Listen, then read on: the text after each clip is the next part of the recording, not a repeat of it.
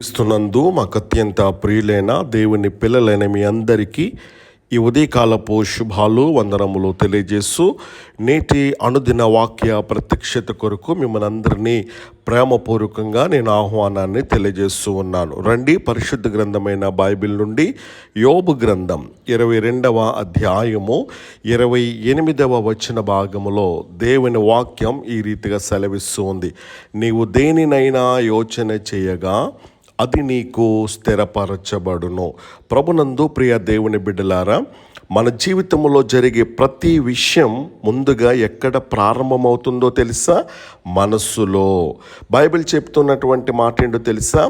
నీవు దేనినైనాను యోచన చేయగా అది నీకు స్థిరపరచబడును అని చెప్పేసి, అంటే మన ఆలోచనలే మన భవిష్యత్తును నిర్మిస్తాయి అనేటువంటి విషయాన్ని మనం గమనించవలసిన వారమై ఉంటామన్నా. యోచన విజయానికి మొదటి మెట్టు ప్రియులారా. ఏ పనైనా ముందుగా మనసులో పుడుతూ ఉంటుంది. ఒక పని చేయాలన్నా, దేవాలయం నిర్మించాలనుకున్నా, కుటుంబాన్ని నిర్మించాలనుకున్నా, సేవ చేయాలనుకున్నా, ఏ పని చేయాలన్నప్పటికీ కూడా మొదట థాట్ వస్తూ ఉంటుంది. అంత మాత్రమే కాదు, మన ఆలోచనలు అనేవి యోచనలు పవిత్రంగా ఉంటే మన జీవితం పవిత్రంగా ఉంటుంది. మన యోచనలు చెడ్డవి అయితే కనుక జీవితం కూడా దారి తప్పుతుంది అనేటువంటి విషయాన్ని మనం గుర్తించాలి. అందుకనే మన ఆలోచనలు మారితే మన జీవితం అనేది మారుతుంది. దేవుని యొక్క చిత్తంలో యోచిస్తే అది ఎలా ఉంటుందంటే కనుక స్థిరంగా ఉంటుంది. ఇక్కడ ఒక ముఖ్యమైనటువంటి సత్యం మనం గుర్తించాలి. ప్రతి ఆ యోచన స్థిరపడదు, కానీ ఏ యోచన స్థిరపడుతుంది అని అంటే కనుక దేవుని చిత్తానికి అనుగుణంగా ఉన్నటువంటి యోచన. అందుకని దేవుని వాక్యం చెబుతున్నమాట సామెతలు 16:3 నీ క్రియలను యెహోవాకు అప్పగింపుము, అప్పుడు నీ ఆలోచనలు స్థిరమగును అని చెప్పేసి. అంటే అర్థం ఏంటి? దేవునికి అప్పగించినటువంటి యోచన స్థిరమైనది. స్వార్థముతో చేసినటువంటి యోచన ఏమవుద్దో తెలుసా?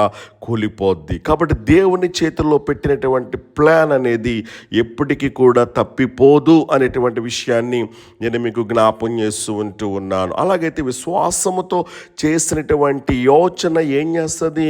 ఫలిస్తుంది. ప్రియులారా గమనించండి, యోచన మాత్రమే సరిపోదు, కానీ ఏముండాలో తెలుసా? విశ్వాసం ఉండాలి. మార్కు సువార్త 11:24 బైబిల్ ఏం చెబుతా ఉంది? మీరు ప్రార్థించుచు అడిగినటువంటి ప్రతి దానిని పొందినట్టే నమ్మండి అని చెప్పేసి దేవుని వాక్యం సెలవిస్తూ ఉంటా ఉంది. అంటే నీవు యోచించావు, దేవునికి అప్పగించావు, విశ్వాసంతో నిలిచావు, అప్పుడు దేవుడు దానిని ఏం చేస్తాడు అని అంటే కనుక స్థిరపరుస్తాడు. కాబట్టి విశ్వాసం లేనటువంటి యోచన ఎలా ఉంటుందో తెలుసండి? విత్తనము లేని పొలము లాంటిదనే విషయాన్ని నేను మీకు జ్ఞాపం చేస్తూ ఉన్నాను. కాబట్టి ప్రభునందు ప్రియ దేవుని బిడ్డల, మన యోచనలు మనము కాపాడుకోవాలి. యోచన వచ్చిందంటే చాలు, దానిని మనం ఏం చేయాలో తెలుసండి? ఆలోచించటమే కాదు, దానిని కాపాడుకోవాలి. ఎందుకో తెలుసా? అనుమానాలు వస్తాయి, భయాలు వస్తాయి, ఇతరులు నిరుత్సాహపరుస్తారు. కానీ బైబిల్ చెప్పే అద్భుతమైన సత్యం ఫిలిప్పీ 4:7 ప్రకారంగా దేవుని సమాధానం మీ హృదయములను కాపాడును. అంటే దేవుని సమాధానం ఉన్న చోట మన ఆలోచనలను ఎవరు కూడా అడ్డుకోరు అనేటువంటి విషయాన్ని నేను మీకు జ్ఞాపం చేస్తూ ఉన్నాను. అలాగైతే ప్రభునందు ప్రియ దేవుని బిడ్డలారా, ఈ రోజున మీరు ఏమి యోచిస్తూ ఉన్నారు? మీ కుటుంబం గురించా, మీ సేవ గురించా, మీ భవిష్యత్తు గురించా? దేవుడు చెబుతున్నటువంటి మాట ఏంటో తెలుసా? నువ్వు యోచించు, నేను దాన్ని స్థిరపరుస్తాను అని చెప్పేసి. అలాగైతే నీ యోచన అనేది దేవుని చిత్తములో ఉండాలి, అది విశ్వాసముతో ఉండాలి, ప్రార్థనతో ఉండాలి. అలాగైతే రోజున నీవు ఈ రీతిగా ప్రార్థించగలవా?